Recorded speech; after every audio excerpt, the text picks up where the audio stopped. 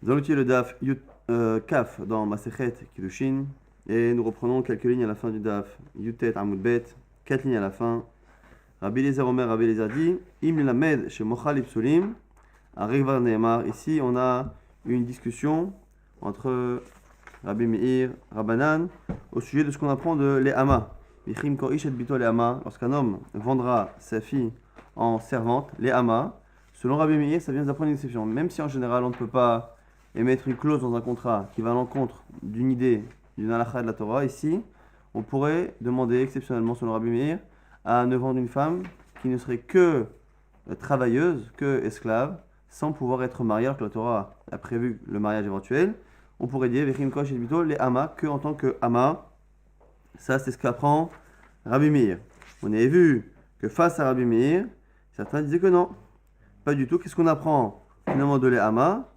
C'est pour nous dire que on pourrait la vendre à une personne qui n'aurait pas le droit de l'épouser. Une petite nuance, un peu la même idée. C'est soit on la vend avec une condition de ne pas la vendre, soit on la vend à une personne que la Torah lui interdit d'épouser. Comme une groucha à un Kohen, une divorcée à un Kohen, ou une veuve à un Kohen Gadol.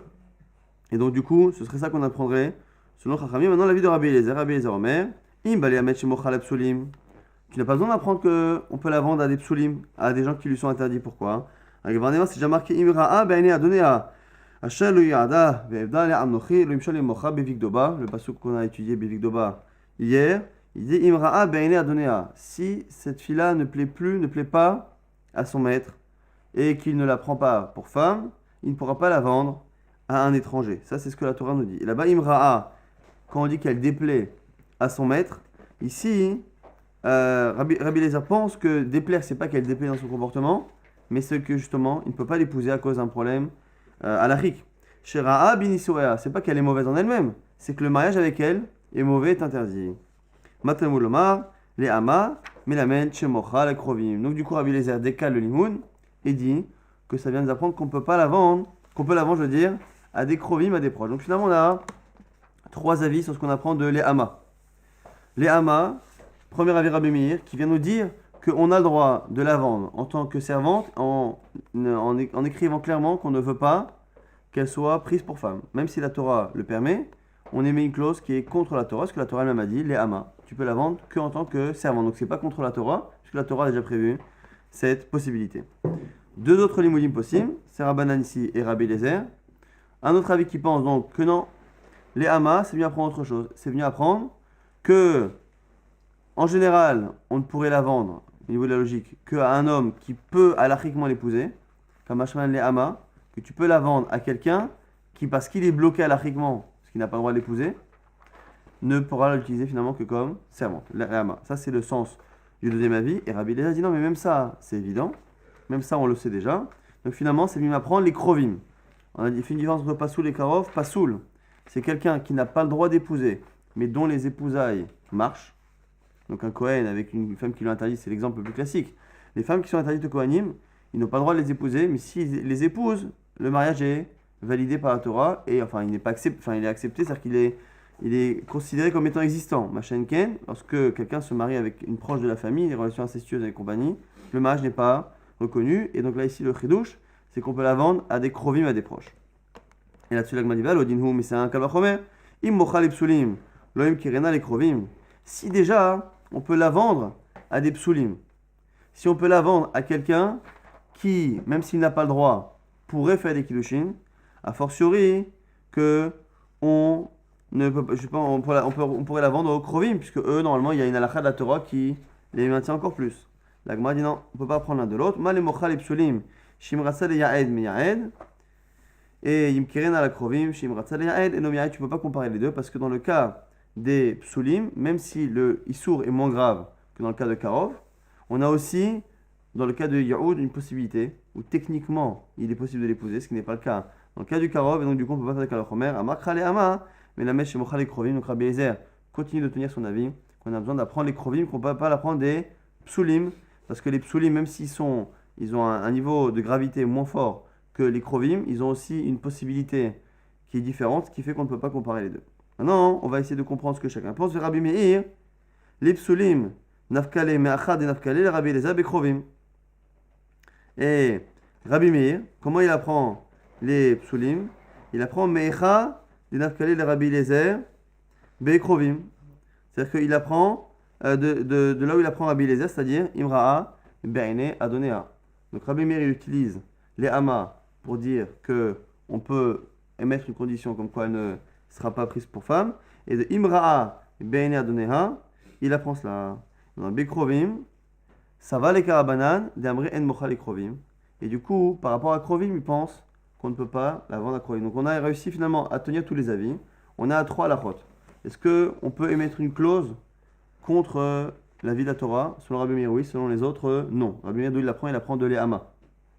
Le problème, c'est que ce mot l'Ehama, il est utilisé pour Rabbanan pour apprendre autre chose. Donc, d'où Rabbi Meir va apprendre qu'on ne peut pas, qu'on peut la vendre à un Kohen si elle est divorcée et ainsi de suite. D'où il apprend de Imra'a, c'est ce que dit Rabbi Eliezer. Imra'a, Be'ene Adonea, si elle déplaît à son maître, c'est quoi qu'elle déplaît? C'est qu'il ne peut pas l'épouser. Elle a des kiddushin qui sont interdits. Et de là, il apprend les psulim. Maintenant, le troisième halakha, qui est qu'on peut la vendre à des proches. Donc, on peut la vendre à son père ou à son frère, ainsi de suite. Ça, il pense qu'on ne peut pas. Donc, on n'a pas besoin de la prendre. Et selon Rabbi Eliezer, on a besoin de Imra'a pour apprendre les psulim. On a besoin de les Hama pour apprendre les krovim. Tanechada, on a maintenant une braïta qui nous dit Mochale aviv, ven mochale ibno. Un homme qui a une fille, il peut vendre sa fille à son propre père, mais pas à son fils. Betania idach. Et il y a une braïta qui dit En mocha lo aviv lo libno. Et il y a une braïta qui dit qu'on peut la vendre ni à son père ni à son fils. Si la braïta qui dit qu'il peut la vendre ni à son fils ni à son père, on peut comprendre, parce qu'on n'a pas le droit de la vendre à des proches. On tiendrait ici, non pas comme Rabbi Eliezer, mais comme Rabbi Meir et comme certains avis qui pensent qu'on ne peut pas la vendre à des proches. On a dit que c'était une marloquette. Et là, celui qui dit qu'un homme peut vendre sa propre fille à son père, à lui, donc au grand-père de la petite, mais pas à son fils, donc qui est le frère de la fille en question. Pour faire une différence, l'Oki Rabbanan et l'Oki Rabbi Eliezer, ça va ni comme Rabbanan ni comme Rabbi Eliezer. Si c'était comme Rabbanan, il pourrait la vendre à aucun des deux. Si c'est comme Rabbi Eliezer, il peut la vendre aux deux, puisque Rabbi Eliezer a dit qu'on peut la vendre aux proches et on ne craint pas que ça se termine par un mariage qu'ils peuvent pas le faire. Et là, la deuxième braïta est compliquée. Agma dit l'Olam qui Rabbanan, non, c'est comme Rabbanan, qu'on ne peut pas la vendre à un proche. Et quoi? Modou Rabbanan, Echad et Katsad Yaoud. Rachamim serait d'accord dans le cas où il y a ce qu'on appelle un Tsad Yaoud, une possibilité de Yaoud. Puisque, encore une fois, rappelez-vous dans la Torah, c'est marqué qu'il peut soit faire Yaoud lui-même, celui qui achète, soit Livno à son fils. Donc imaginez maintenant un homme qui prend sa fille, qui la vend à son père à lui, donc au grand-père de la fille. Le grand-père qui achète le travail de sa petite fille, il peut soit, au niveau de la Torah, le travail qu'il achète, il peut soit épouser la personne, en l'occurrence c'est sa petite fille, il ne pourra pas, ou sinon on a dit il peut la donner à son fils. Or son fils est l'oncle de la fille qui peut se marier avec elle. Et du coup, ce que nous dit ici la Gemara, c'est dans le cas où la personne qui achète, elle ne peut pas, mais que son fils pourrait épouser la fille en question, dans ce cas-là, même Chachamim qui pense qu'on ne peut pas vendre aux proches, il serait d'accord. Donc finalement la marloquette, Rabbanan Rabbi Eliezer dirait que quel que soit le degré de proximité de la personne qui achète, on peut lui vendre et on sait qu'il n'y aura pas de mariage. Selon Chachamim, on n'a pas le droit, mais quand est-ce qu'on n'a pas le droit? Lorsqu'à la fois celui qui achète le service et à la fois son fils, donc les deux personnes qui pourraient éventuellement l'épouser, lorsque ces deux personnes sont interdites par proximité familiale. Par contre, si un des deux, le père ou le fils ou le père, peut l'épouser, dans ces cas-là, on n'a aucun problème et on pourrait, c'est comme la vendre, c'est pour ça que on nous dit qu'il peut la vendre à son père à lui, mais pas à son fils. Tano Rabbanan, maintenant, une nouvelle braïta sur le pasuk. Im begapo yavo, begapo, yetse au sujet du Haïvé d'Ivry. S'il vient begapo, yetse, il sortira begapo. Et la Gemara justement essaie de comprendre c'est quoi begapo. La Gemara nous dit begapo, ici le sens du midrash, begufo nichnas, begufo yetse. Il rentre avec son corps, il sortira avec son corps. On va essayer de comprendre ce que ça veut dire. Rabbi Eliezer ben Yaakov Omer, autre avis qui dit Yichidi nichnas, yichidi yetse. Il est venu seul, il sortira seul. Donc un, ça fait allusion à l'intégrité de son corps. Et l'autre, il pense que non, c'est Begoufo, c'est-à-dire qu'il n'a que son corps et pas autre chose, quoi. Il est célibataire, il sortira célibataire. Alors, c'est la première explication qui est un peu délicate. Il est venu avec son corps, il repartira avec. Mai, Begoufo nirnas, Begoufo yetse. Amarava, lomar she en yotse beraché varim, ki eved. Pour nous dire qu'il ne sortira pas, il ne sera pas libéré par la perte d'un membre. Lorsqu'on a un esclave non juif qui est blessé par son maître, lorsque le maître blesse un esclave non juif, l'œil, le bras ou une dent, à ce moment-là, l'esclave est libéré automatiquement. Ce qu'on appelle la yitzia beraché varim. Le fait qu'un des membres importants était endommagé, le serviteur est libéré d'office. On aurait pu penser qu'un serviteur juif bénéficie également de ce mode de libération, Kamash Malan, justement, que non. Begapo Yavo, Begapo Yetse, il sortira, il est rentré avec son corps, il sortira avec son corps, c'est-à-dire qu'il ne sortira que en fonction de quelque chose qui n'est pas lié à l'intégrité ou pas de son corps. Amalé Abaya, Abaye dit, on n'a pas besoin de ce pasouk. Haou, l'otetsek, etc. Avadim nafka. Mais cette halakha, on n'a pas besoin de l'apprendre ici, puisqu'on a un pasouk qui dit au sujet de la servante juive que l'otetsek, etc. Avadim, elle ne sort pas comme les autres esclaves. Ce qui sous-entend qu'elles ne sortent pas comme les esclaves non juifs, qui elles sortent lorsque justement elles ont été blessées. L'Agma explique, Rava explique pourquoi on a besoin des deux versets. Il met Atamava Amina. Parce que si j'avais que le verset qui dit que c'est différent, tu aurais dit quoi? La servante juive elle est différente, mais dans un sens ou dans l'autre, tu sais pas. Nitiv ledme aine, venipok kamash malan. Tu aurais pu penser que peut-être que le serviteur juif, il bénéficie de plus d'avantages que le serviteur non juif. C'est-à-dire que lorsqu'il est blessé, non seulement il est libéré, et quand on a dit que ce ne sera pas comme le goy, ce sera mieux que le goy. Pourquoi? Non seulement il sera libéré, mais en plus on lui paiera l'indemnité liée à la blessure. Un homme qui est libre, quand on le blesse, on doit lui donner l'indemnité qui est liée à la blessure, à la honte, au dommage, et ainsi de suite. Et on aurait pu penser que le serviteur ou la servante juive bénéficie à la fois de l'avantage du serviteur classique qui est libéré par cette blessure, mais en même temps qui bénéficie du dédommagement parce que finalement l'esclavage d'un juif n'est pas aussi fort que l'esclavage d'un juif, donc il est un peu considéré comme quelqu'un de libre, en tout cas en partie. On aurait pu penser qu'un machin que pas du tout, au final, il n'a ni l'un ni l'autre, ni il a l'argent, ni il a ici le fait d'être libéré, et dont on l'apprend du fait que Begapo Yavo, Begapo Yitse. Et c'est les deux versets qui me permettent finalement de bien jauger la halakha pour le serviteur juif, que finalement, il n'est pas comme le serviteur non juif, mais pas pour être mieux, mais finalement pour être moins bien. Maintenant, Rabbi Eliezer ben Yaakov Omer, Yichidi Nichnas, on a dit qu'il est rentré célibataire, il sortira célibataire. Ma Yichidi Yitse, Amar Rav Nachman bar Yitzhak, explication de Rav Nachman bar Yitzhak, Achika Amar, comme ça qu'il a dit. Yesh lo Isha Obanim, s'il a déjà une femme et des enfants avant d'être vendu ou de s'être vendu, Rabo Mosalo Shifra Kenaanit, son maître peut le contraindre à épouser pendant sa servitude, il peut le forcer à épouser une servante non juive. Enlo Isha Obanim, si par contre il arrive célibataire, En Rabo Mosalo Shifra Kenaanit, son maître ne peut pas le contraindre à épouser.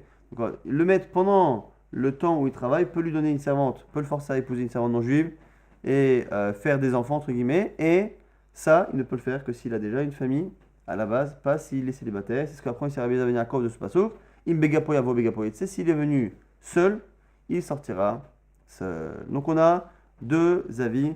Est-ce que begapo, c'est venu nous apprendre finalement qu'il ne sortira pas s'il est blessé, ou c'est venu nous apprendre qu'il ne pourra pas être contraint d'épouser une servante si il est arrivé célibataire. Célibataire, il est arrivé, il devra partir célibataire.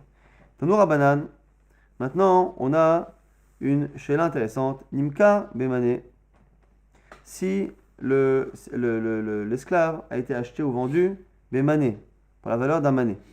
Mané, c'est 100 zouz. Veishbiach. Et il a pris de la valeur. Entre-temps, il est devenu plus fort, plus efficace.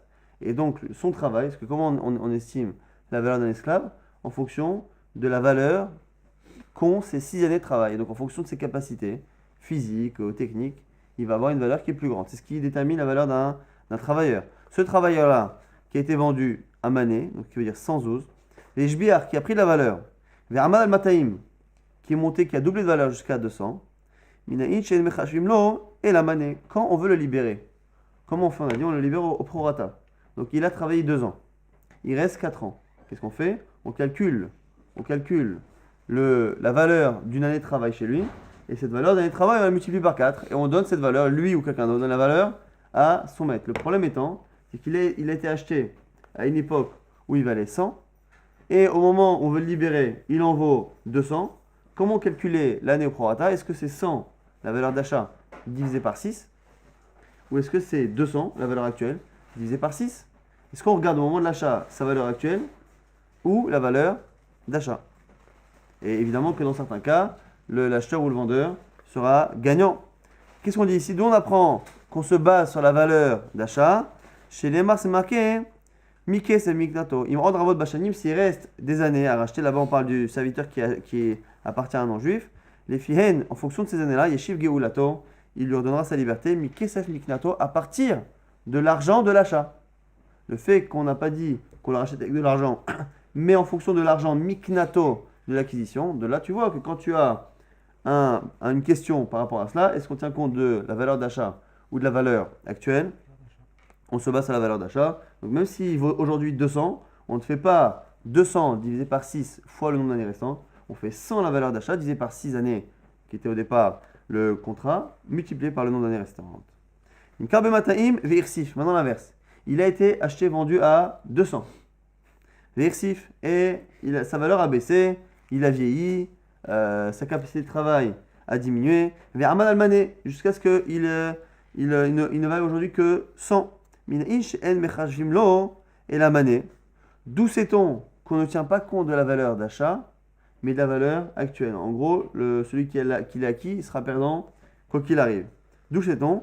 Tamouloma, à cause d'un pasouk qui a l'air de dire autre chose. S'il reste un peu d'années, jusqu'à l'année du Yovel, du jubilé,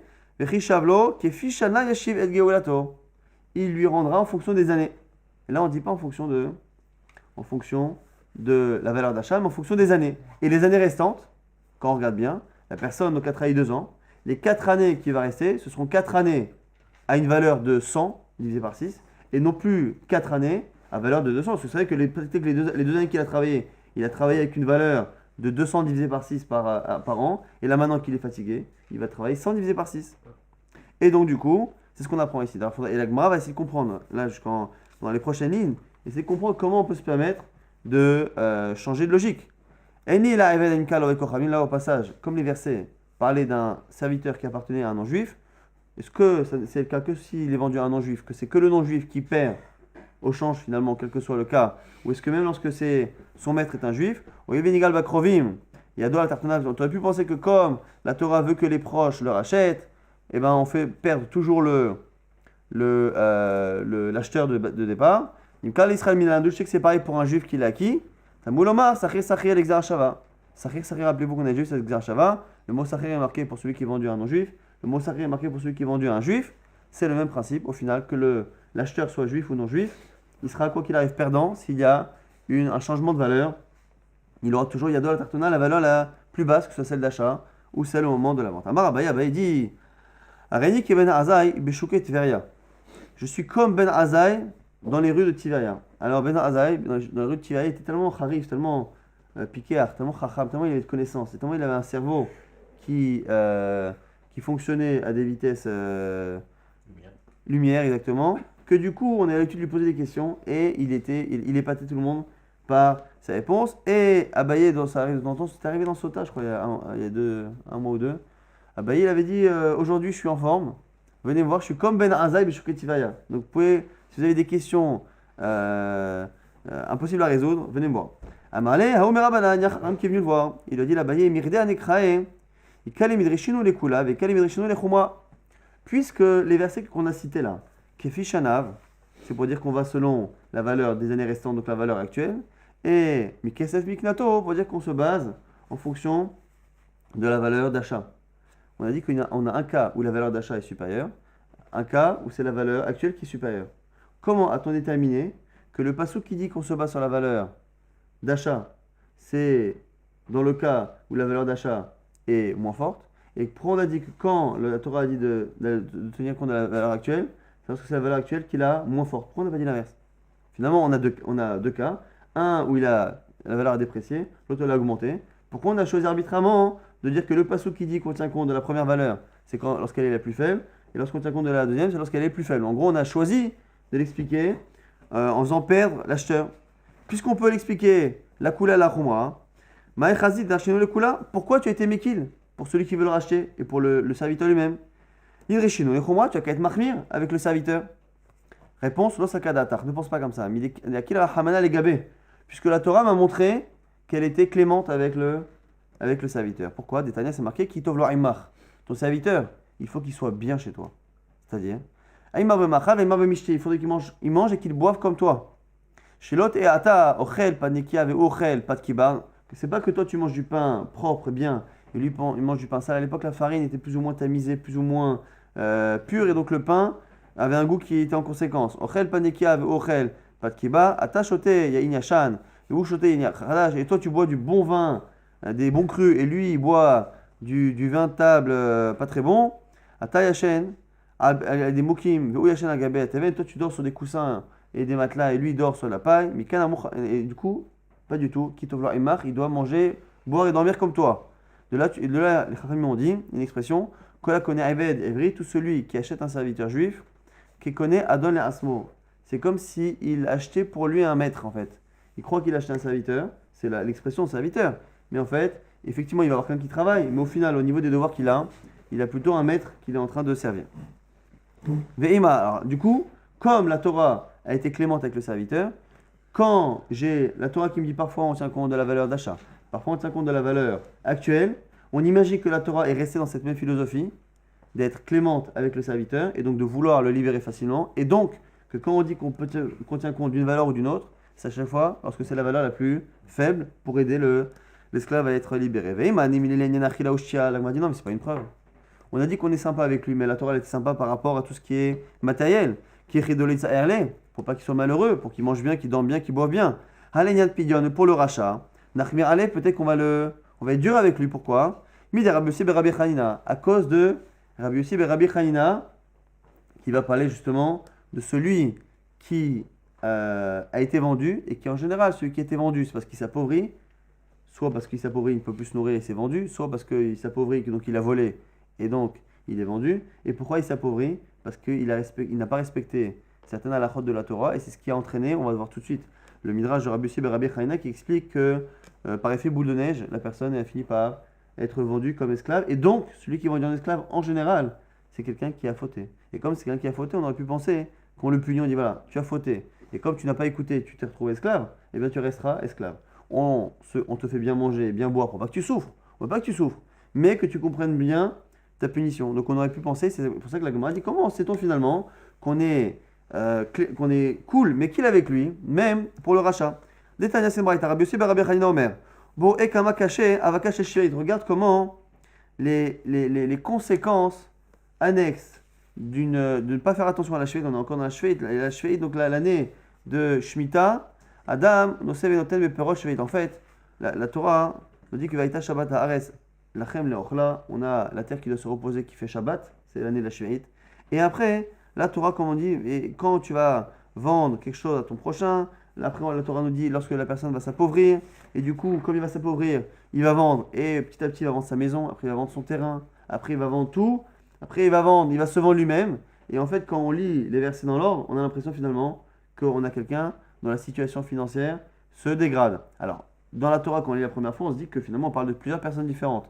Mais le Midrash ici nous dit que c'est pas par hasard qu'on a mis tous ces versets justement les uns après les autres, c'est pour nous dire que finalement c'est le fait de ne pas avoir respecté la Shemitah qui a fait que cette même personne-là va en finir par avoir plusieurs soucis, qui à chaque fois s'il ne comprend pas ce qui lui arrive et qui ne fait pas de chouva, ça va s'aggraver. Adam nosé venotem beperot beshveit, celui qui vend ses récoltes pendant la Shemitah, ce qui est interdit, à ce moment-là, sauf à la fin il finira mocher en metal telav, il vendra ses biens. Chez Neymar c'est marqué bishat yovel tashu ish lahudato et samichle après vechin tikum mikal amitecha o kanom yadamitecha davar anikneem yad yad. Ça parle de quelque chose que l'on vend de main à main, donc les objets. Celui qui ne respecte pas la Shemitah, il finira par vendre tout son mobilier. L'Oirgish, s'il ne comprend pas, s'il ne ressent pas ce qui lui arrive, il finira par vendre ses terrains. Chez les marques, c'est le passouk qui parle après de celui qui vend ses terrains. Le bat le yado, si la tchouva n'est pas venue à lui, l'expression est un peu différente. C'est pas qu'il n'a pas ressenti, c'est que la tchouva n'est pas venue à lui. Ad shemocher el beto, il finira par vendre sa maison. Shnemar, vechi, iveish, kimkor beit moshav, et chomar, lorsqu'il vendra sa maison, qui est dans une ville fortifiée. Au passage, l'Agma dit, comment se fait-il qu'une fois qu'il a reçu la première punition, tu me dis l'oergish, il n'a pas senti la chose, et la seconde fois, lorsqu'il ne comprend pas la seconde punition, tu dis lobat le yado. Le vent de tchouva n'est pas venu à lui. Pourquoi c'est pas la même expression? L'oergish, ou lobat le yado, lobat le yado. Pourquoi finalement, entre la première punition et la seconde punition, lorsqu'il s'entête, on n'utilise pas la même expression.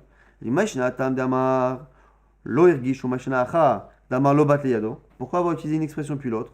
Comme ce que dit Ravuna, Damar Ravuna,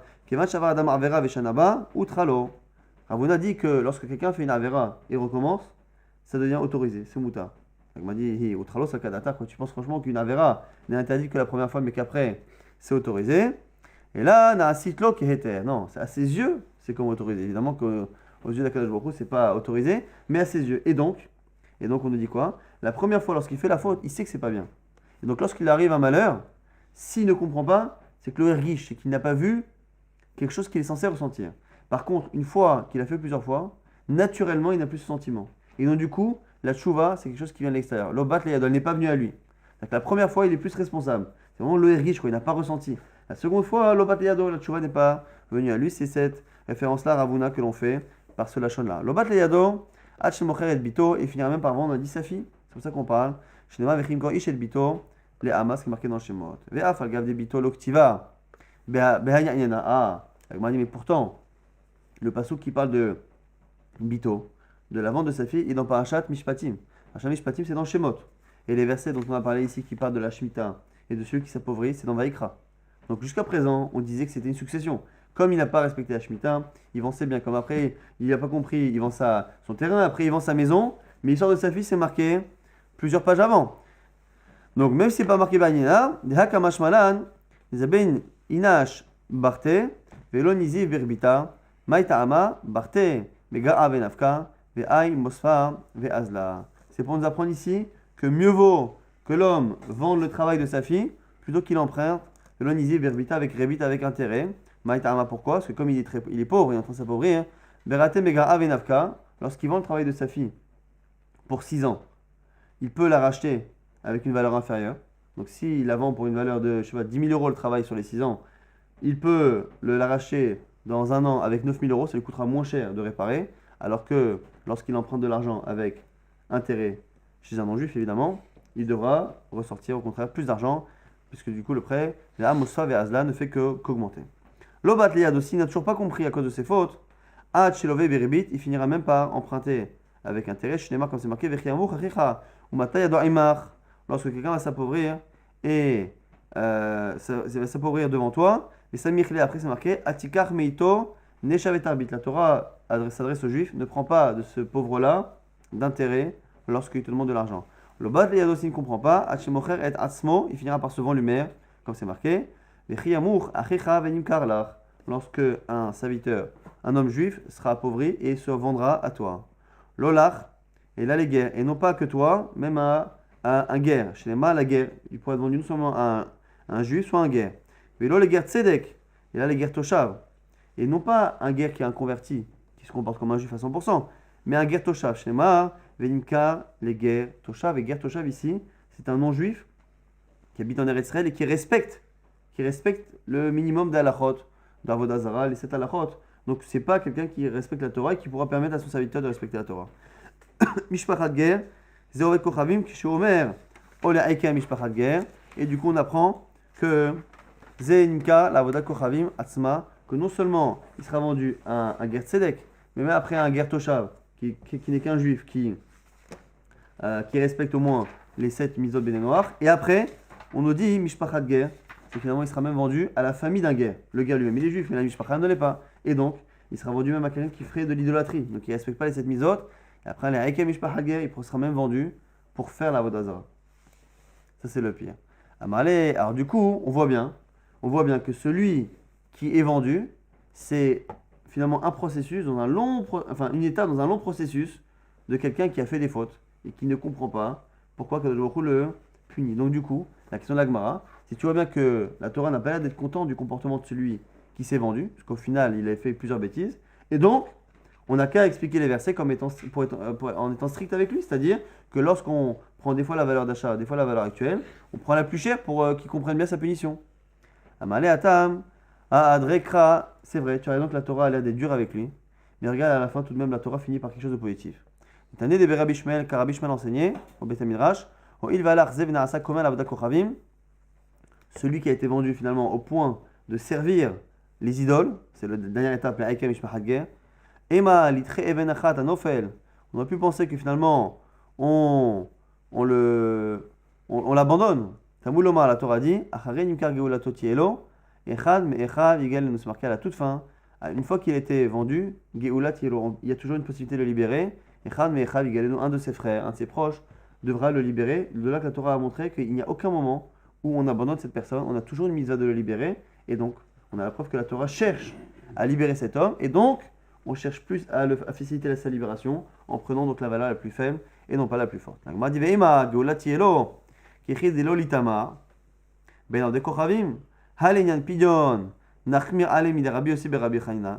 pas une preuve. Pourquoi? Parce que peut-être que la Torah n'a dit qu'il y avait une misa de racheter et donc de faciliter son rachat que lorsqu'il était vraiment vendu à des non-juifs qui font Avodah Zarah, parce que de peur que s'il reste quelques années comme ça, on ne puisse plus jamais rien tirer de ce bonhomme. Mais peut-être que pour un homme normal, qui est vendu normalement, qui peut pratiquer la Torah, qui est vendu comme un Eved, peut-être que dans ces cas-là, comme il a fauté, on va être strict avec lui, on ne va pas chercher à être cool, Kamashmal, et ça la dernière limoud, Amar Nachman bar Yitzhak, très craig, il y a deux versets. On a dit, Tiv im od rabot bashanim, s'il reste des années, les faits yashiv geulato mikisem miknato, on le libérera en fonction de l'argent d'achat. Ortiv, c'est marqué dans le verset, ve'im me'at nish'a bashanim, s'il reste un peu d'années. Ve'chi yashanim merubot, ve'yesh shanim mu'atot, est-ce qu'il y a des années qui sont plus longues ou plus courtes? Pourquoi on parle d'années rabot ou me'atot? On m'a dit, et là, nitraba kaspo, mikesem miknato, nitma'et kaspo, kefi shanav. Donc là, quand on parle de ribouille et de me'at, c'est pas comme on a l'impression que c'est par rapport aux années, mais c'est par rapport à la valeur. Si la valeur a augmenté, à ce moment-là, on tiendra compte de mikesem miknato de la valeur d'achat.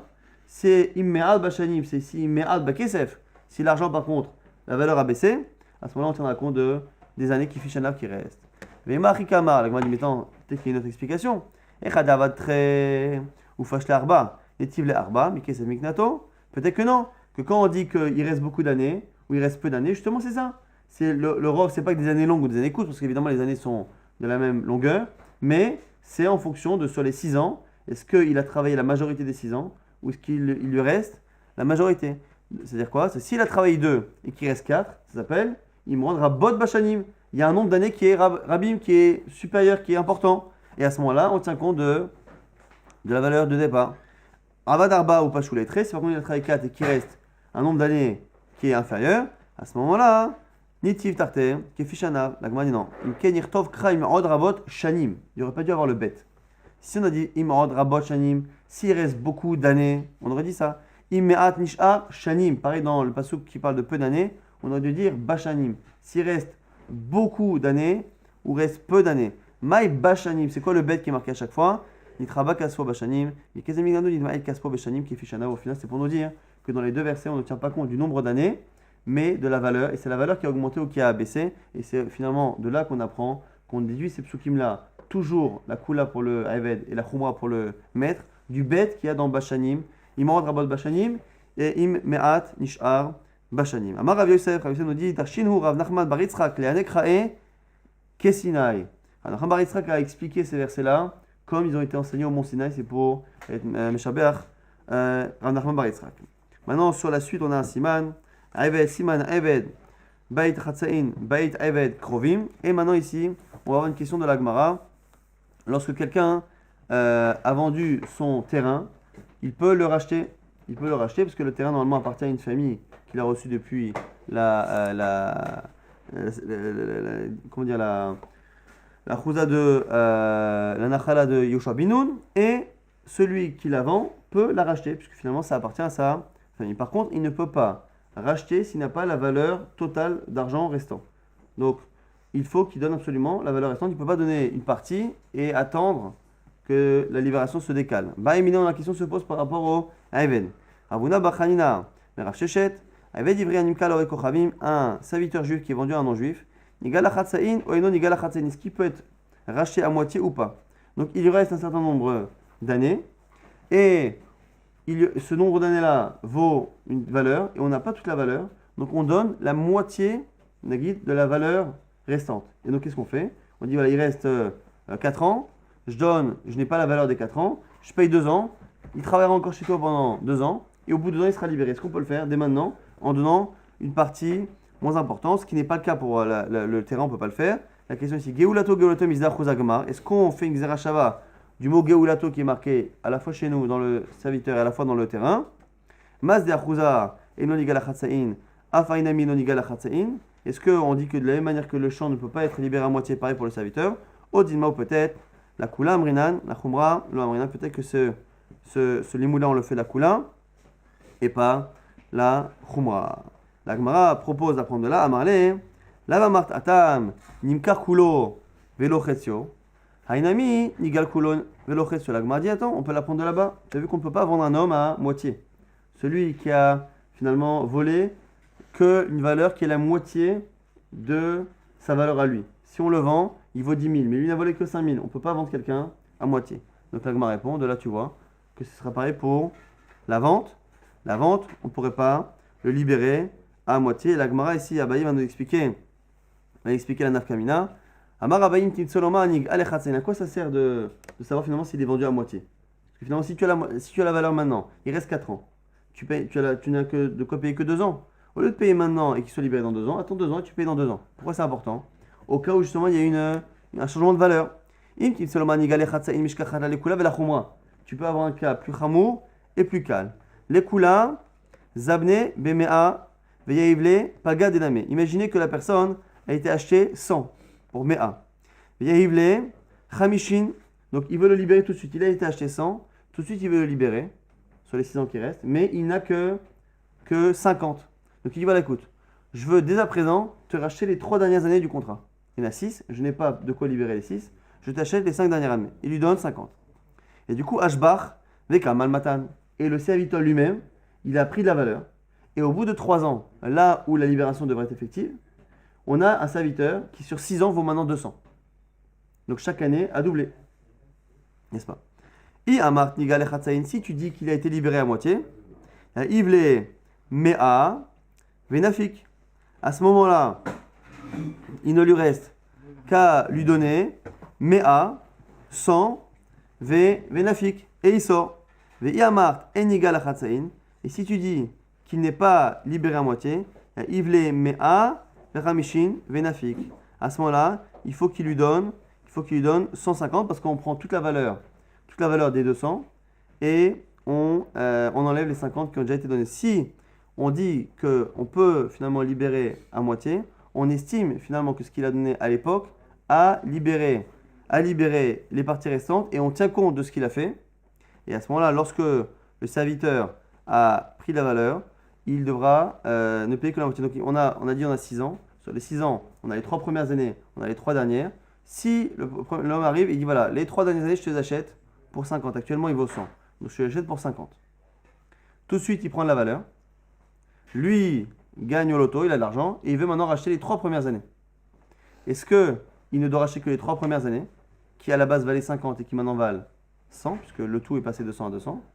Donc ça, c'est le premier avis. Si on pense que les 3 dernières années ont été rachetées, si on pense que les 3 dernières années n'ont pas été rachetées, au final, les 50 qu'il a donné au début, c'était quoi? C'était finalement un acompte.